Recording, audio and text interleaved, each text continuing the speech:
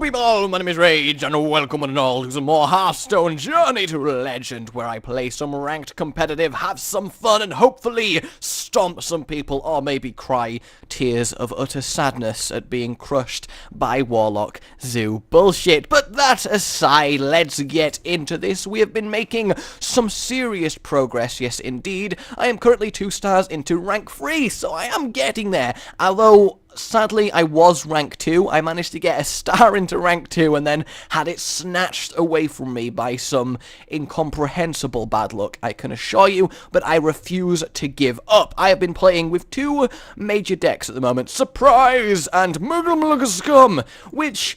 Okay, I realise the irony of me hating Zoo Warlock and having a deck that's based off it, but it is not...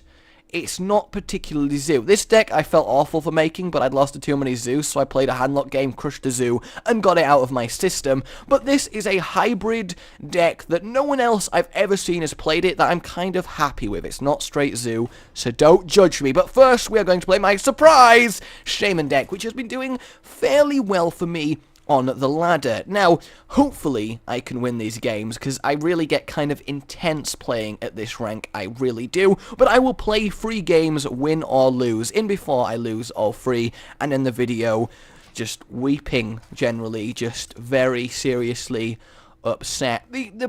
Probably what will happen. Oh, of course it's a Warlock straight route. Oh, it's a rank 2 Warlock called Dickhead. That makes complete sense to me now that I think about it. Honestly, complete and utter sense. The thing to do is keep removal, and Earth Shock is great if he's handlock, and Lightning Storm. Okay, we've got a okay hand if it is. In fact, no, we've got a pretty okay hand irrelevant of what kind of Warlock he is, so I'm not completely... Oh, we have instantly got the Zoo. Okay, of course we do. Now, the question is, do I want to use a Rock Biter on this, or do I want to Earth Shock it? If he's playing... Well, normal Zoo doesn't include a Leper Gnome, so I'm not positive as to what kind of Zoo he is actually playing. So I think the thing to do at this stage is Rock Biter that guy. I will take the 4 damage, whereas I could save 4 damage with that, but if I risk it and end up seeing, for example, a shielded person, like an Argent Squire not so bad, or an Argent... No, the Scarlet Crusader, that's the one, the bitch. Based on the information at hand, and the fact that I'm going to be unlucky if the Scarlet Crusader is there and drawn, I'm going to do as much damage mitigation as I can, simply because it is a Leper Gnome. If it was a different 2-1 minion, I wouldn't have done that, but Leper Gnomes doing 4 damage for 1 mana is just ridiculously cost effective, so I would rather... Okay, perfect, this is much better, because now I have a perfect thing to remove with my Rock Biter, yes indeed. I basically need to live long enough in this game in order to reach Fire Elemental, Lightning Storm, maybe some totems into Flame Tongue, because they tend to get ignored by Zoolock. A lot of Zoolocks have been going for board control lately, but I'm feeling okay. It's still not ideal, but it's not the end of the world either. A Direwolf and a Voidwalker, that's not ideal, but we'll see. Ooh, that's a good time to get Feral Spirits, actually, because they do 2 damage each, they can't break through the wall, and the fact that I have the coin means I can coin up to a 3 mana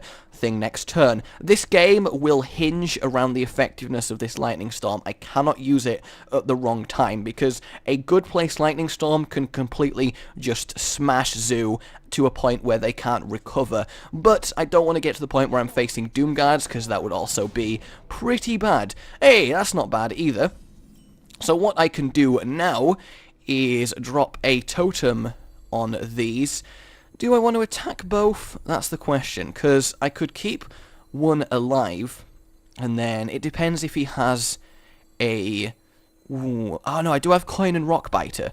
So what I'm going to do is kill both his guys, which will leave me with both taunts available. Yes, indeed, like so. Because this is all about having the board control. I would have to be exceptionally unlucky if he had 2 Mortal Coils in his hand. So I'm feeling pretty confident with this play. I've got my 2 taunts up on the field. I've not lost a ridiculous amount of health. I can turn this Flame Tongue into another attacking force with this second Flame Tongue totem. It's fortunate to have drawn both of them, and I haven't had to use totem yet. I've had a pretty good turn for everything. That is unfortunate. But it is King Muckler, which is good, because if this misses, and even if it doesn't, yeah, that sucks, but the fact that he's played King Muckler while I have creatures on the field is really quite dumb, because what it means is that I get to freely kill him. Now, I could freely kill him with the dog if I buffed him up once, but I'm not going to do that, because always make the least effective play to counter what's on the board. That way you are left with your most effective options later on. So the sensible thing to do here is play this Flame Tongue. Now the reason I'm going to play the second Flame Tongue is to turn this into an attacking force, which is going to kill that guy, and then I am going to Hex the Muckler and take him out. Now ideally I would have liked to have been able to banana him out of Mortal Coil range, but so far I've been pretty lucky at avoiding them, and next turn I do have the Fire Elemental, which of course is a fantastic trade. And we'll see what his next card is. There is the Doom Guard, but again, that's really not the end of the world, because he had to put it to free health, which means I can now simply kill it for free with my Fire Elemental and gain really good board dominance. So I'm feeling pretty okay right now. I'm a Doom Elemental down. I've still got 25 health at turn 7 against a Zoolock. He has unfortunately drawn Mortal Coil finally. That's why he attacked that. There it is. So he does get a free draw. But again, especially with 2 bananas, that means I can actually put my Fire Elemental above Doom's health and trade again for a free Doom. And I still have my Lightning Storm back. That's why I saved it for so long, because always use the least effective counters. So what I'm going to do here is put my Wild Pyro on the field and then simply buff up this guy. There we go. He's going to kill everyone. And then what I could do is buff up the Pyro so he would live, return this guy to 4 health. But with this guy being on 5 health, he has to get doomed.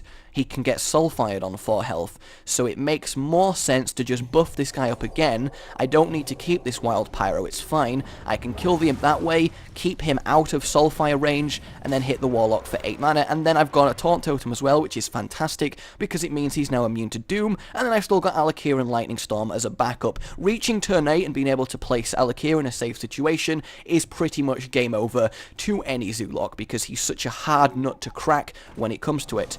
The Totem is probably going to... Oh no, okay, so if he silenced me, that means he doesn't have a Doom Guard, which is fantastic. So there is the Soulfire. That's exactly the reason that I did that play, because it does play around the Soulfire. So now I'm going to summon Alakir. Alright, that's fine. The Argent Squire and the Owl mean literally nothing at this stage of the game. What am I going to get for my draw? That's okay, but I would rather summon Alakir and just make it very difficult for him. Yes, indeed. Doing the damage at this stage is much more important than trying to stop the rush, because the rush isn't going to do anything. There's nothing really, even if he drew a Doom Guard, he ain't getting past the Alakir, and he would need a Defender of Argus to make this last any longer, but because I have kept this Lightning Storm, even the Defender isn't going to be a viable play. The Fire Elemental is going to go down. In fact, no, it's not, because it's a Taunt, obviously. So there we go, everybody. That's why this deck can kind of handle Zoo with a fairly competent draw. I'd like to note that I just beat a rank 2 Zoo Warlock without actually using a Lightning Storm that I drew on turn 1. I am significantly happy with that, yes indeed. So let's hop into another game for now. I am really liking this new Shaman deck. It's a lot more streamlined than Legend, but a little bit less robust, if that's the best way of saying it. But let's see who we get. Control games are fun with this deck, because this deck normally out-controls damn near everything. I faced 4 Control Warriors and a Priest with this deck, and so far nearly every game has gone to fatigue, but I have just managed to win. It's been a little closer than I would have liked at times, but it's not been bad. A Wild Pyro and a Lightning Bolt is fine, because if I get to turn 3, which I undoubtedly win, Flame Tongue Totem, that's also fantastic. It's unfortunate that my Warlock friend has got the coin, because the coin does wonders for both Handlock and Zoo. So this game is going to be significantly harder, just based off my opening hand, and based off what I'm facing. So yes, we are facing Zoo Warlock.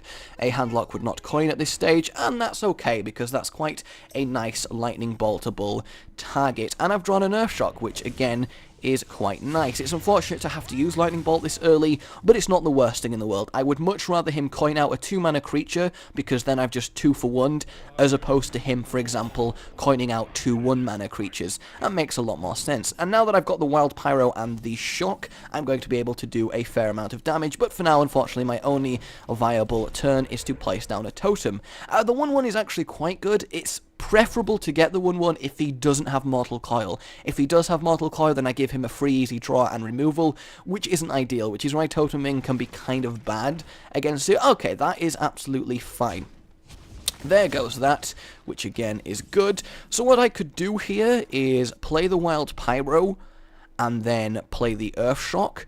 However, what I'd rather wait to do is use Blood Mage, Pyro, and Earthshock in one turn, because if I do that, then I draw off killing Blood Mage with a Pyro, and I kill a quite difficult minion to kill. So the question remains to me, do I want to play Unbound Elemental, or do I want to play Mana Tide? The advantages of Mana Tide is drawing into more removal, whereas the Unbound Elemental might sponge a Soulfire, which is good for me, because he does discard a card, and if he doesn't have Soulfire, it's a problem for him to remove. So I think the sensible choice here is to go for the Unbound Elemental. It's unfortunate that I can't spend all my mana, but I do think it is the way to go. Given the board, there's too many enemy guys on the board for make Mana Tide really worth it. So this is either going to be really effective, or it's going to sponge removal. He's probably going to go for the removal, which is of course very unfortunate, but still not the end of the world. Okay, so now getting around that... Ooh. That is very tempting now to go Mana Tide, simply because I could get a much better Lightning Storm, but it's kind of bad to go for a greedy Lightning Storm in most cases. So, the Dwarf, I'd run a 50-50 on killing the Dwarf, and that would come back as well. So yeah, I think the thing to do here is Totem, no, not Totem, play the Blood Mage, get the extra draw, save the Lightning Storm. The Dwarf I can get rid of at a later date. So yes, we are simply going to... Does that make sense? I'm going to go for it. I'm not... Either way, I don't have a very good answer for his board at the moment, so I'm just going to have to try my best. I do get rid of that without having to deal with its secondary component, at least. And now putting him to free health makes him into the Lightning Storm Rage. That has just made that play a lot better, because guess what? I get to put a Fire Elemental on the field and kill a Dark Iron Dwarf. And there goes the Voidwalker as well, which is surprisingly helpful. I'd rather he have done that, because obviously he's worried about another burst of flame, so he kind of had to do that, and I would have been able to kill the Dwarf with it as well. That buff is very unfortunate, because that takes him out of Fire Elemental range, and now I'm going to take 7 damage. It's definitely not as easy of a game as it could be for me right now. A Hex, surprisingly helpful, I have to say, but do I want to use it? That's the question. Because this has 5 health, so he's just going to exchange that for it. Yeah, I think the Doomguard has 5 health anyway. Will he have drawn the Doomguard? I kind of have to take risks in this game. I don't have as many safe options. I'm simply going to play the Mana Tide and hex that. That way, hopefully, Rockbiter is fine, actually. I can exchange that for something. This is obviously going to kill the Mana Tide unless he wants to Soulfire it, which is kind of a waste, so that would be good for me, which means I sponge free damage via it, which is why I like Mana Tide. It both draws me a card and sponges removal and attacks that otherwise would have hit my face. So I am open for a competent Lightning Storm next turn, depending on what he does. That's not the end of the world. Obviously it's going to survive the Lightning Storm, but that could be a lot worse. That's very good. He's going to do damage to himself, and that's a free kill to Lightning Storm. And yes, okay, this almost seems... Ooh, that's kind of perfect. But do I have 4, 5, 6... Actually, yeah. Yeah, the thing to do here is I'm going to Totem, see what I get.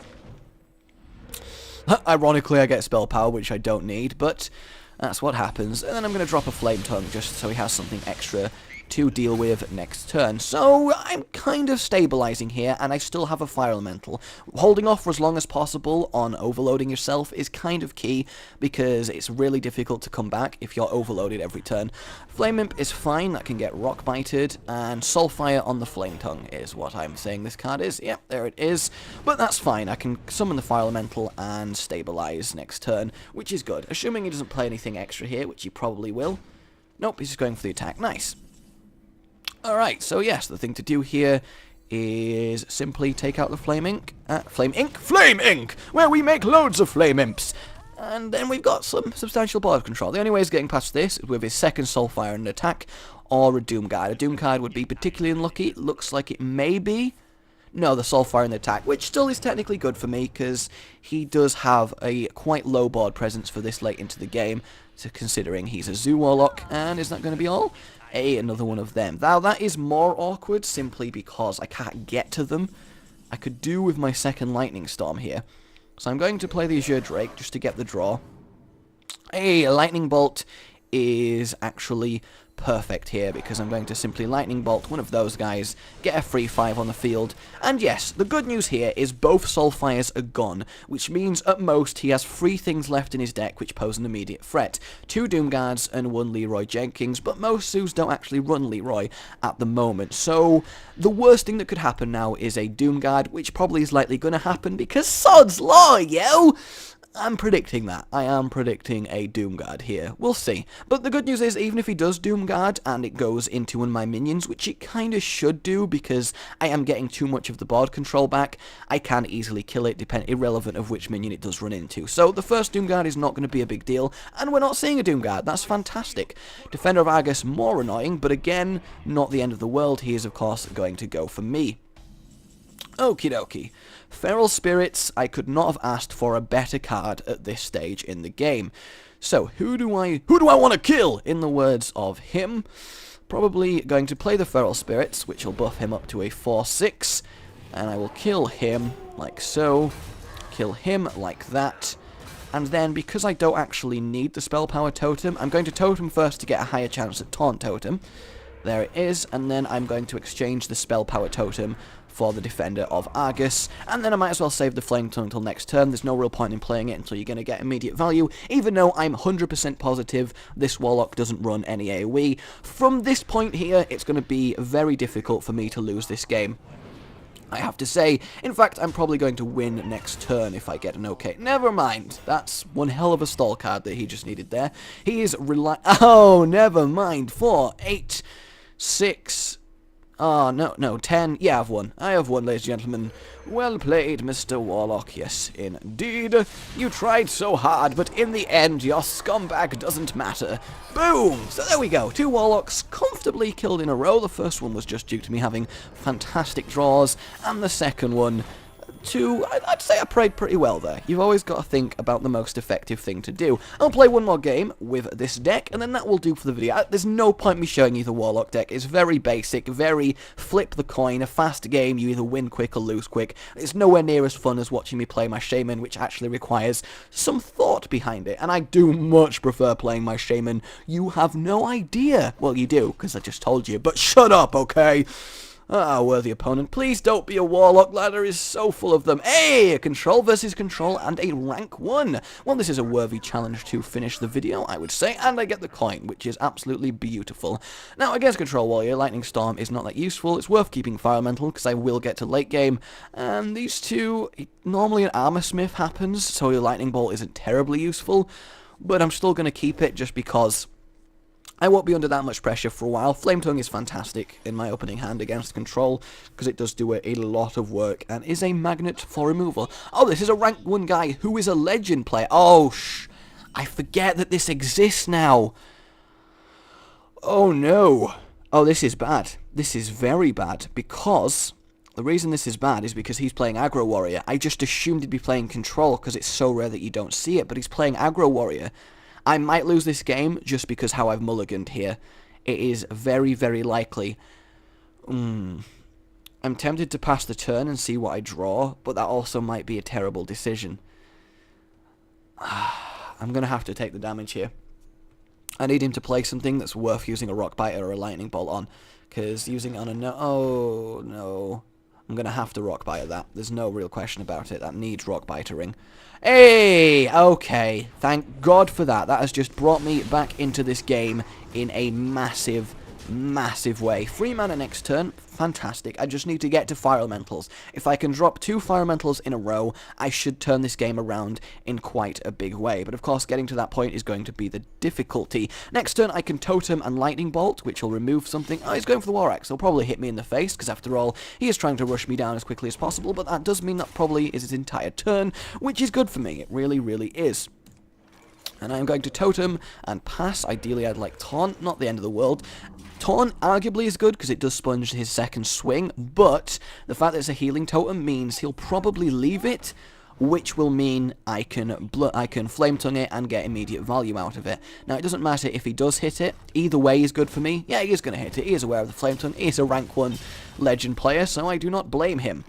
Alright, so simply going to be Toteming and Lightning Bolting here. There's no real better play. There it is. Just got to stem the flow of damage, and I should be okay. Yes, indeed. Getting the Khan on the field is, of course, going to be great. He can trade a lot with his second body. Alright, we're doing... Oh, no.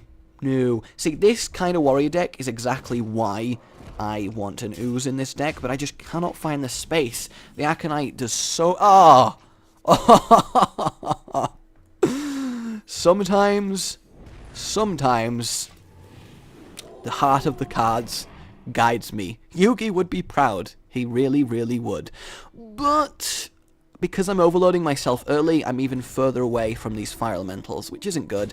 And I've lost both wolves already. But the good news is he wasted 5 damage, which was meant for my face. So that's still absolutely fine as far as I'm concerned. Alright, next turn we are going to have some Fire Elementals.